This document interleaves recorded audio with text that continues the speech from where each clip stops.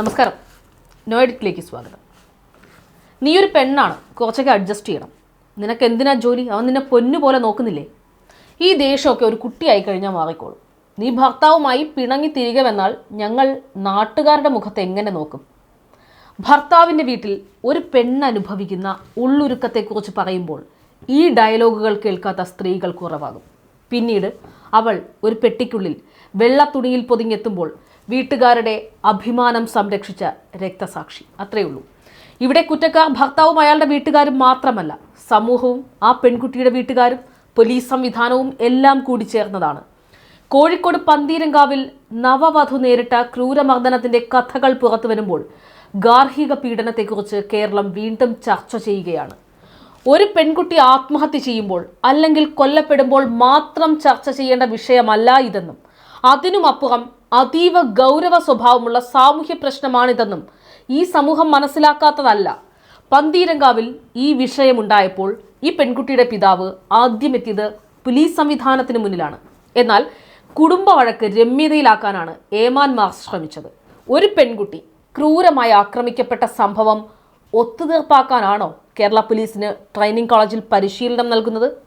സുവിശേഷ പ്രസംഗം നടത്താൻ പുരോഹിതന്മാരുള്ള കേരളത്തിൽ ഇതുപോലെയുള്ള പല സംഭവങ്ങളിലും പോലീസ് സ്വീകരിക്കുന്നത് ഉപദേശിയുടെ റോളാണ്. പ്രതിയുടെ തോളിൽ കൈയിട്ട് ചിരിച്ച് കളിച്ച് സംസാരിക്കുന്ന പോലീസ് ഉദ്യോഗസ്ഥരിൽ നിന്നാണോ ഈ നാട്ടിലെ പെൺകുട്ടികൾ നീതി പ്രതീക്ഷിക്കേണ്ടത്?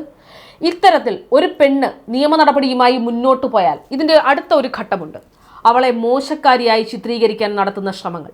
ഇതൊക്കെ അതിജീവിച്ച് സാമൂഹ്യ വിചാരണ നേരിട്ട് വേണം ഒരു സ്ത്രീ നീതി നേടിയെടുക്കാൻ എന്നതാണ് ഇക്കാലത്തും ഈ നാട്ടിലെ സാമൂഹ്യ അന്തരീക്ഷം. ശാരീരിക പീഡനം, മാനസികമായോ വൈകാരികമായോ ഉള്ള പീഡനം, ഗാർഹിക ലൈംഗിക പീഡനം, സാമ്പത്തിക പീഡനം, ഇന്റലക്ച്വൽ അബ്യൂസ് അഥവാ ബൗദ്ധികമായി പങ്കാളിയെ തടയാൻ ശ്രമിക്കുക, ഇവയെല്ലാം ഗാർഹിക പീഡനത്തിന്റെ പരിധിയിൽ വരുന്നതാണ്. നമ്മുടെ പെൺകുട്ടികളുടെ പ്രശ്നം ഇവയെക്കുറിച്ചുള്ള അജ്ഞതയും സ്വന്തം കുടുംബങ്ങളിൽ നിന്ന് വിവാഹശേഷം പാലിക്കേണ്ട പെരുമാറ്റ രീതികളെക്കുറിച്ച് ലഭിച്ച ക്ലാസിന്റെ ബാക്കിയുമാണ്. പലപ്പോഴും നമ്മൾ പല മാധ്യമങ്ങളിലും കണ്ടിട്ടുള്ള ചില അഭിമുഖങ്ങളുണ്ട്. അതിൽ ഭാര്യയെ വിവാഹശേഷം ജോലിക്ക് വിടുമോ എന്ന ചോദ്യം ഉയർന്നു കേൾക്കാറുണ്ട്. ഭാര്യയ്ക്ക് താല്പര്യമുണ്ടെങ്കിൽ ജോലിക്ക് വിടില്ല എന്നത് ഗാർഹിക പീഡനത്തിന്റെ പരിധിയിൽ വരുന്ന ഒന്നാണ്. അത് മാത്രമല്ല, ഒരു സ്ത്രീയുടെ ജോലി, അഭിപ്രായം, നിലപാട്, അവളുടെ ചിന്ത, ഇതെല്ലാം തീരുമാനിക്കേണ്ടത് വിവാഹം കഴിച്ച പങ്കാളിയാണ് എന്ന സോഷ്യൽ കണ്ടീഷനിങ്ങിൽ നിന്നാണ് ഈ ചോദ്യങ്ങൾ ഉണ്ടാകുന്നത്. എന്നാൽ ഭർത്താവിനെ ജോലിക്ക് വിടുമോ എന്ന ചോദ്യം ഒരിക്കലും ഉയരാറില്ല. കഴിഞ്ഞൊരു ദിവസം ഒരു റിയാലിറ്റി ഷോയിൽ അമ്മയും മകളും തമ്മിലുള്ള സംവാദത്തിൽ അമ്മ മകളോട് വിവാഹത്തെക്കുറിച്ച് സംസാരിക്കുകയാണ്.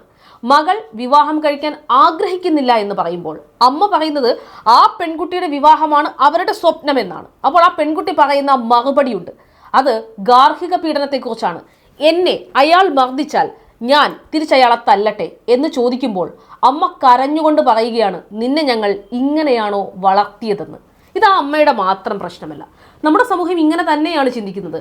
നീ അവൻ്റെ ഇടിയും തൊഴിയും എല്ലാം കൊണ്ടോളൂ, ജീവൻ പോയാലും പ്രതിരോധിക്കരുത്, നിന്നെ തല്ലിയാൽ നീ തിരിച്ചടിച്ചുകൊള്ളുക എന്ന് ഈ കാലത്തും എത്ര മാതാപിതാക്കൾ പെൺകുട്ടികളോട് പറയാൻ തയ്യാറാകും? ഭൂരിപക്ഷവും അതിന് തയ്യാറാകില്ല എന്ന് തന്നെയാണ് ഉത്തരം. ഇതിന് പിന്നാലെ കുറേ നിഷ്കളങ്ക ചോദ്യങ്ങൾ കൂടി ഉയർന്നു വരും. അതിലൊന്നാണ്, ഇത്രയും വിദ്യാഭ്യാസമുള്ളവർ ഇങ്ങനെയൊക്കെ ചെയ്യുമോ? എത്ര ആഭിജാത്യമുള്ള കുടുംബമാണ് ആ പയ്യൻ്റേത്, അവൻ ഇങ്ങനെയൊക്കെ ചെയ്യുമോ? അങ്ങനെയുള്ളവരോട് പറയാൻ ചില പേരുകളുണ്ട്: വിസ്മയ, നിജില, മോഫിയ, ദീപിക, ശാരിക. ഈ കേസുകളിലൊക്കെ പ്രതികളുടെ വിദ്യാഭ്യാസവും കുടുംബ പശ്ചാത്തലവും ഒക്കെ മതി. പ്രതികളെ നാടുകടത്താൻ ശ്രമിക്കുന്ന നിയമ സംവിധാനവും പെൺകുട്ടികളുടെ ചിറകരിയുന്ന സമൂഹവും ഇവിടെ നിലനിൽക്കുന്നിടത്തോളം കാലം ഗാർഹിക പീഡനത്തെക്കുറിച്ച് നമ്മൾ ചർച്ചകൾ നടത്തിക്കൊണ്ടേയിരിക്കും.